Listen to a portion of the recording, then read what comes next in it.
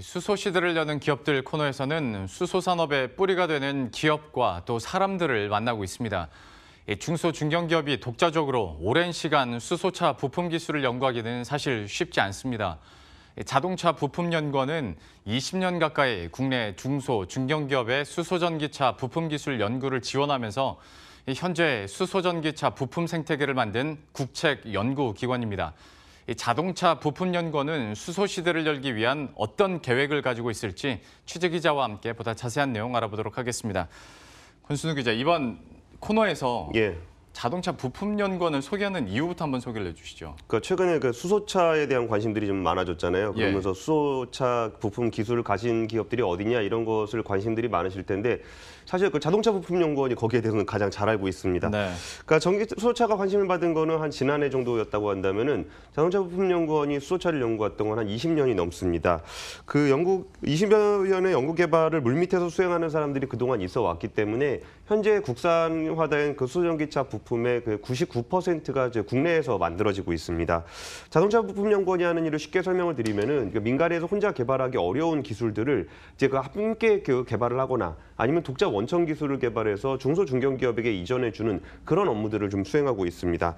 그 사람들이 관심이 갖지 않을 때조차도 자동차 부품의 어떤 생태계를 만든 그 기관인데요. 그 허남영 자동차 부품연구원장의 말을 직접 들어보겠습니다. 98년도부터 이제 G7 자동차 기술 개발 사업의 일환으로 수소 전기차 부품 기술 개발 사업을 많이 해왔고요.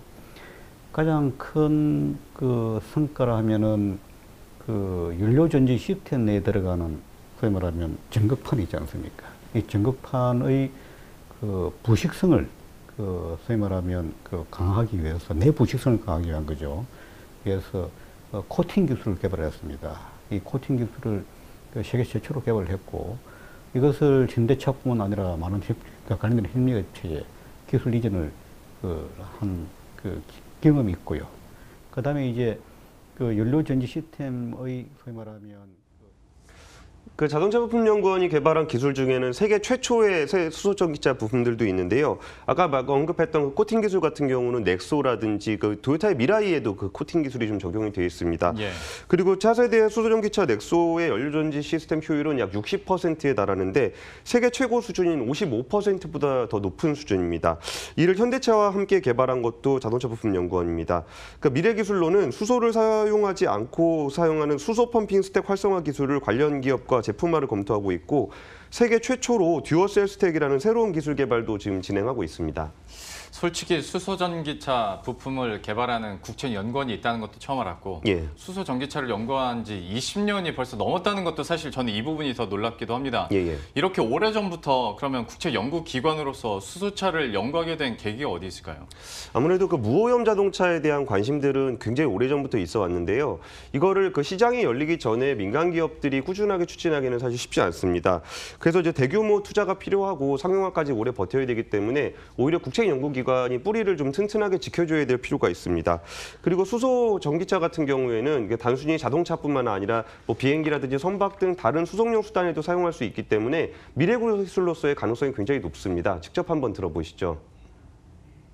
우리나라 자동차 산업이 최근 내연기관 중심으로 해서 후발국들의 밀리가 조금씩 이제 낮아지고 있는 세계 시장 마켓 셰어를 앞으로 수소차를 통해 가지고 다시 과거의 영광을 재현할 수 있는 계기가 될 수 있고요. 산업 외적으로는 이게 수소 연료 전지 시스템 자체가 자동차뿐만 아니라 선박이라든지 발전 설비, 그죠? 그리고 대형 소위 말하면 기계 설비에도 적용될 수 있기 때문에 산업 외적으로 우리나라 제조업 전반의 산업 구조 고도화에 크게 기여할 것으로 이렇게 생각이 됩니다. 그러니까 이제 자동차뿐만이 아니라 산업 전반으로 이런 에너지를 좀 사용할 수 있게끔 기술력도 그렇고 활동폭도 더 넓혀 나가게 될 텐데요. 그러면 이런 국책연구원에서 앞으로의 계획도 청사진이 있을 것 같거든요. 어떻습니까? 그러니까 우리나라 수소전기차 부품 국산화율이 99%라고 얘기하잖아요. 예. 저희가 지난 시간에 그 1%의 부품이 뭔지 그 얘기한 적이 있었는데 예. 그 1%의 부품 역시 자동차 부품연구원이랑 같이 개발을 하고 있고 곧 넥소에 투입될 예정입니다. 그리고 이제 앞으로는 그 보조금에 의존하는 현재 수준에서 한 대 한 개 더 나아가기 위해서 산업부를 중심으로 한 1,400억 원 규모의 예타 사업이 지금 진행이 되고 있습니다. 그래서 그 부분에 대해서 자동차 부품연구원들이 적극적으로 추진할 예정이고요. 그리고 이제 수소 충전소 보급이 또 굉장히 중요하잖아요. 그래서 고압 제어 밸브 등 아직 국산화되지 않은, 그러니까 지금 국산화율이 40%밖에 안 되는데 예. 그거를 이제 국산화율을 끌어올리기 위한 작업들을 하고 있습니다. 그리고 중장기적으로 민간이 하긴 어려운 영역들도 있는데 직접 한번 들어보시겠습니다. 중장기적으로는 뭐니 뭐니 해도 저는 그 고급 인력 육성이라고 봅니다. 왜냐하면 산업 저변을 확대하기 위해서는 전문 인력이 많이 확보가 돼야 되고 이 전문 인력의 교육과 그리고 산업 현장에 확산 보급하는 역할이 결국 그 우리 자부의 역할이 아닌가. 그리고 더 나아가서 그 우리 경쟁국이 될 수도 있지만 그 세계 그 수소차 시장의 확산이라든지 또 선점을 위해서 국제 협력도 필요하다고 봐지거든요. 외국 유관 그 연구기관이라든지 관련 업체와 같이. 참 최근에 정부가 수소경제 로드맵을 발표한 만큼 앞으로의 뭐 속도도 더 기대해 볼 수 있겠지만 우리가 보완해야 될 부분도 충분히 있을 것 같습니다.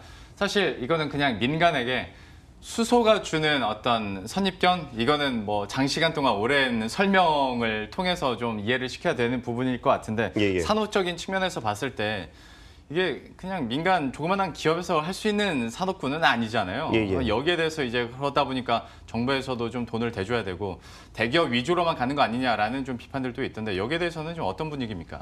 그러니까 지난해까지만 해도 수소전기차 관련한 얘기가 거의 없었잖아요. 예. 근데 요즘에는 국회에서만 하더라도 하루가 멀다 하고 세미나가 열릴 정도로 많은 관심을 받고 있습니다. 그리고 많은 관심을 받는 것과 함께 굉장히 비판적인 목소리들도 굉장히 높게 나타나고 있는데요. 아무래도 초기 사업이고 민간이 자율적으로 하기에는 아직 시장 형성이 안 돼 있기 때문에 정책적인 지원이 굉장히 필요한 그 지금 상황입니다. 그래서 일단은 지금 근데 이렇게 논쟁적인 주제도 별로 없는 것 같기도 해요. 예. 그래서 이제 아예 관심이 없는 것보다는 지금의 논쟁적인 상황이 더 낫긴 하지만 국민적인 관심이 정말 일시적인 데서 그치는 게 아니라 정말 우리가 가지고 있는 수전기차 선도 기술을 세계 시장에서 펼칠 수 있는 순간까지의 관심이 좀 필요해 보입니다. 그 자동차 부품연구원장의 그 제언을 한번 들어보시죠. 자동차를 주도하는 각국에서는 앞으로 미래에 우선적으로 그 시장에 소위 말하는 기여할 수 있는 기술이라고 다 그 인정을 하고 있습니다. 그렇지만 정작 그 수소차 분야의 세계적인 기술을 가지고 있는 우리나라에서는 아직도 이런 그 좀 회의적인 분위기가 있는 것으로 알고 있지만 그 이 산업의 육성에는 결국 국민들의 성원과 그리고 호의적인 그 여론이 필요하기 때문에 앞으로 우리 일반 그 국민들께서도 수소차 산업 육성에 대해서 적극 원과 관심이 필요합니다. 그 수소 경제가 지금 태동하고 있는 영역이기 때문에 좀 이렇게 아직까지 가야 될 길이 많이 먼 상황인데요. 사실 일자리라는 거는 다른 데서 만들어지는 것이 아니고 꽤 오랜 시간 동안 연구 개발을 했던 기업인들이 어떤 그 기업 활동을 하면서 만들어지게 됩니다. 그러니까 수소차 영역 같은 경우에도 굉장히 오랜 그 노하우들이 축적돼 있기 때문에 지속적인 관심을 갖는다면 이곳에서 새로운 양질의 일자리들이 많이 창출될 수 있지 않을까. 그리고 이런 물밑에서 자동차 부품 연구원 같은 기관들이 좀 더 그 민간 기업들에 대한 좀 적극적인 지원이 필요하지 않을까 하는 생각이 들었습니다. 예, 지금까지 권순우 기자와 함께했습니다. 잘 들었습니다. 감사합니다.